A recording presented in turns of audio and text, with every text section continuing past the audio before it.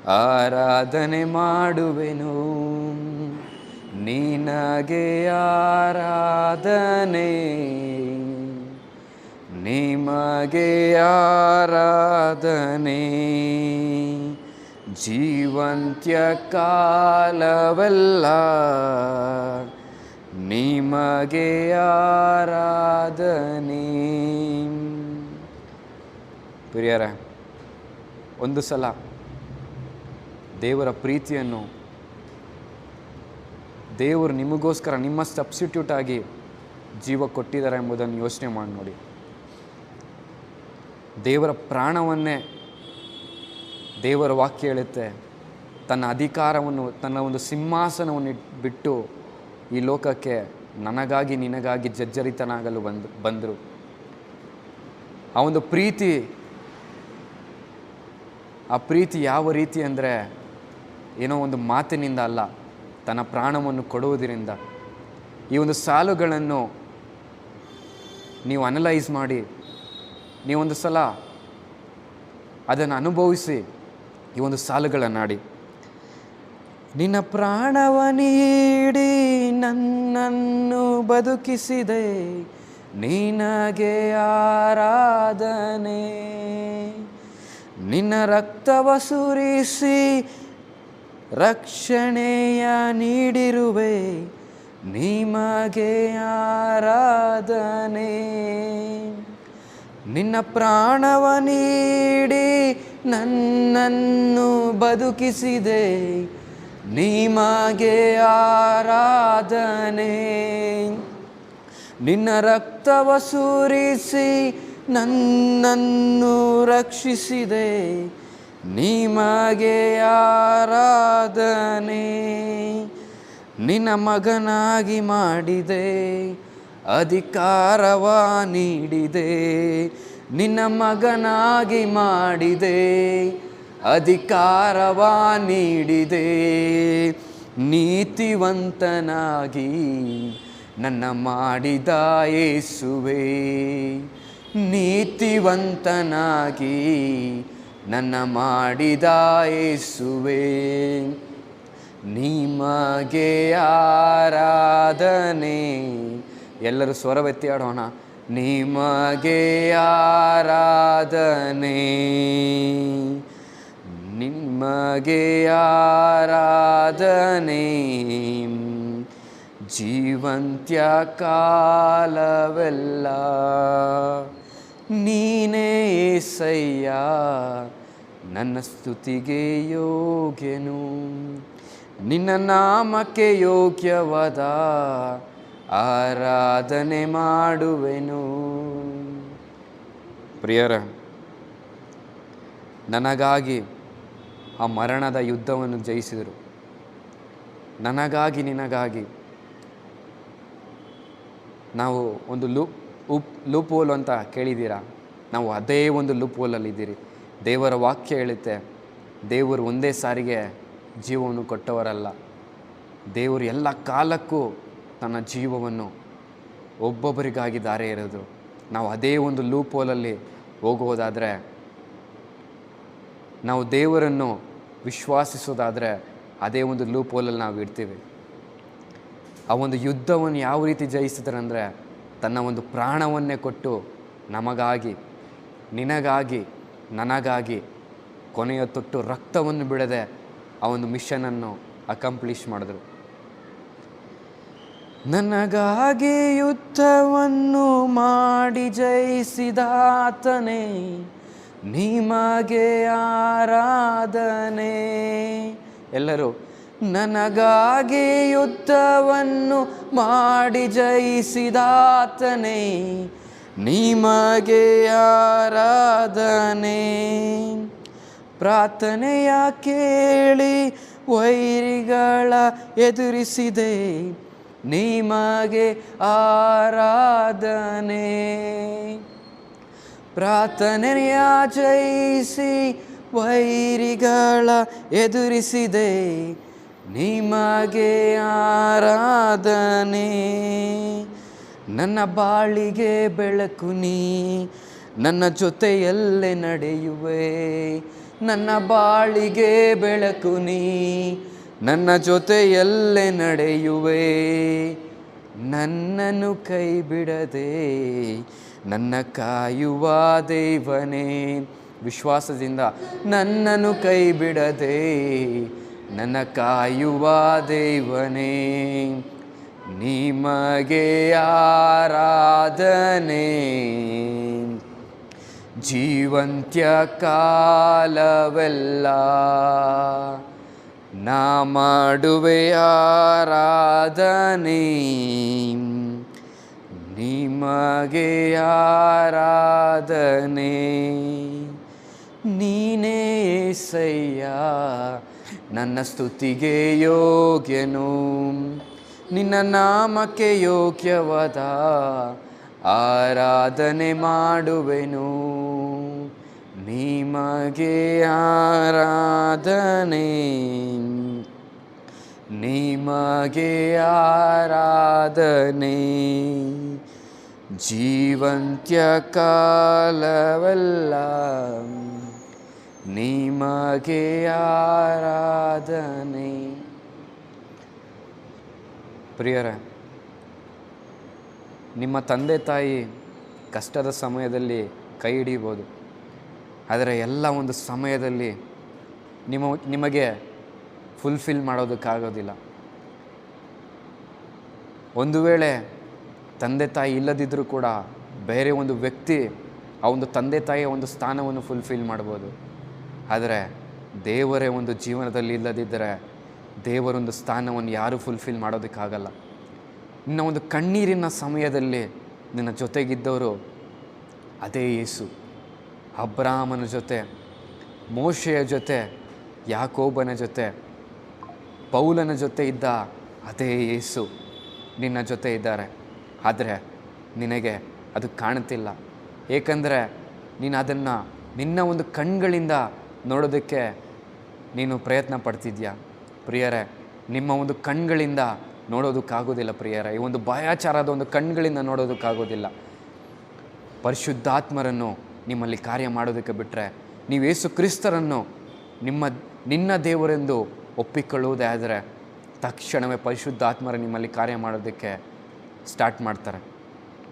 ಪ್ರಿಯರೇ, ನಿಮ್ಮ ಒಂದು ಕಣ್ಣೀರಿನ ಒಂದು ಸಮಯದಲ್ಲಿ, ನಿಮ್ಮೊಂದು ಕಷ್ಟದ ಸಮಯದಲ್ಲಿ ದೇವರು ನಿಮ್ಮ ಜೊತೆಲಿ ಇದ್ದರು, ಆದರೆ ನೀವು ಅದನ್ನು ಕಾಣೋದಕ್ಕೆ ಆಗಿಲ್ಲ, ಏಕೆಂದರೆ ನಿಮ್ಮ ಒಂದು ಬಾಯಾಚಾರದ ಒಂದು ಕಣ್ಗಳಿಂದ ನೋಡೋದಕ್ಕೆ ನೀವು ಪ್ರಯತ್ನ ಪಟ್ರಿ. ಈ ಒಂದು ಸಮಯದಲ್ಲಿ ನೀವು ಬಿಟ್ಟುಕೊಡಿ ಪ್ರಿಯರೇ, ಆ ಒಂದು ಯೇಸುಗೆ ಬಿಟ್ಟುಕೊಡಿ.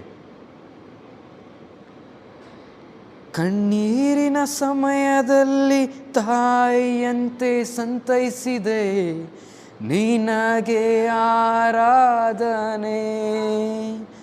ಕಷ್ಟದ ಸಮಯದಲ್ಲಿ ತಂದೆಯಂತೆ ಪೋಷಿಸಿದೆ, ನಿಮಗೆ ಆರಾಧನೆ. ವಿಶ್ವಾಸದಿಂದ ಕಣ್ಣೀರಿನ ಸಮಯದಲ್ಲಿ ತಾಯಿಯಂತೆ ಸಂತೈಸಿದೆ, ನಿಮಗೆ ಆರಾಧನೆ. ಕಷ್ಟದ ಸಮಯದಲ್ಲಿ ತಂದೆಯಂತೆ ಪೋಷಿಸಿದೆ, ನಿಮಗೆ ಆರಾಧನೆ. ಈ ಒಂದು ಕೊನೆಯ ಸಾಲುಗಳನ್ನು ನಿಮ್ಮ ಪೂರ್ಣ ಶಕ್ತಿಯಿಂದ, ವಿಶ್ವಾಸದಿಂದ ದೇವರು ಈ ಒಂದು ಸಮಯದಲ್ಲಿ ನಿಮ್ಮ ಜೊತೆ ಇರುವುದರಿಂದಲೇ, ಎಲ್ಲ ಒಂದು ಮಾನವರ ಜೊತೆ ಇರುವುದರಿಂದಲೇ ಎಲ್ಲ ಮಾನವರಿಗೆ ಮಳೆ ಅನ್ನೋದು ಎಲ್ಲ ಮಾನವರ ಮೇಲೆ ಆಗ್ತಿದೆ, ಬಿಸಿಲು ಎಲ್ಲ ಮಾನವರ ಮೇಲೆ ಶೋಕಿಸ್ತಿದೆ. ದೇವರು ಇಷ್ಟಪಟ್ಟವ್ರನ್ನ ಮಾತ್ರ ಮಳೆ ಕೊಡ್ಬೋದಾಗಿತ್ತು, ಆದರೆ ದೇವರು ಎಲ್ಲರನ್ನು ಇಷ್ಟಪಡ್ತಾ ಇದ್ದಾರೆ, ನಿರೀಕ್ಷಿಸುತ್ತಿದ್ದಾರೆ. ದೇವರು ಕುಳಿತುಕೊಂಡು ನಿರೀಕ್ಷಿಸುತ್ತಿದ್ದಾರೆ. ನನಗಾಗಿ ನಿನಗಾಗಿ ದೇವರು ಕಾಯ್ತಾ ಇದ್ದಾರೆ. ನಿಮ್ಮ ಒಂದು ವಿಶ್ವಾಸದಿಂದ, ಒಂದು ನಂಬಿಕೆಯಿಂದ ಅಲ್ಲ, ಸೈತಾನನು ಕೂಡ ದೇವರು ಇದ್ದಾರೆ ಎಂಬ ನಂಬಿಕೆ ಅವನಿಗಿದೆ. ನಾವು ದೇವರು ಇದ್ದಾರೆ ಎಂಬ ನಂಬಿಕೆಯಲ್ಲಿದ್ದರೆ ಆ ಒಂದು ಪ್ರೀತಿಯನ್ನು ಅನುಭವಿಸೋದಕ್ಕಾಗೋದಿಲ್ಲ. ದೇವರು ಇಟ್ಟಂಥ ಆ ಒಂದು ಪ್ರೀತಿಯನ್ನು ಅನುಭವಿಸೋದಕ್ಕಾಗೋದಿಲ್ಲ. ಆ ಒಂದು ದೇವರ ಮಕ್ಕಳೆಂಬುದು ನಾವು ಅನುಭವಿಸೋದಕ್ಕಾಗೋದಿಲ್ಲ. ನೀನಿರುವುದರಿಂದಲೇ ನಾ ಬದುಕುತ್ತಲಿರುವೆನು. ವಿಶ್ವಾಸದಿಂದ ನೀನಿರುವುದರಿಂದಲೇ ನಾ ಬದುಕುತ್ತಲಿರುವೆನು. ನೀನಿಲ್ಲದಿದ್ದರೆ ನಾ ಎಂದು ನಾಶವಾಗಿರುವೆನು. ನೀನಿಲ್ಲದಿದ್ದರೆ ನಾ ಎಂದು ನಾಶವಾಗಿರುವೆನು. ನಿಮಗೆ ಆರಾಧನೆ. ವಿಶ್ವಾಸದಿಂದ ಜೀವಂತ್ಯ ಕಾಲವೆಲ್ಲ ನಾ ಮಾಡುವೆ ಆರಾಧನೆ. ಜೀವಂತ್ಯ ಕಾಲವೆಲ್ಲ. ಕೊನೆಯ ಸಾಲುಗಳನ್ನು ವಿಶ್ವಾಸದಿಂದ ನೀನೇ యేసಯ್ಯ ನನ್ನ ಸ್ತುತಿಗೆ ಯೋಗ್ಯನು. ನಿನ್ನ ನಾಮಕ್ಕೆ ಯೋಗ್ಯವಾದ ಆರಾಧನೆ ಮಾಡುವೆನು. ನಿಮಗೆ ಆರಾಧನೆ, ನಿಮಗೆ ಆರಾಧನೆ. ಜೀವಂತ್ಯ ಕಾಲವೆಲ್ಲ ನಾ ಮಾಡುವೆ ಆರಾಧನೆ. ನಿಮಗೆ ಆರಾಧನೆ, ನಾ ಮಾಡುವೆ ಆರಾಧನೆ. ಜೀವಂತ್ಯ ಕಾಲವೆಲ್ಲ ನಾ ಮಾಡುವೆ ಆರಾಧನೆ.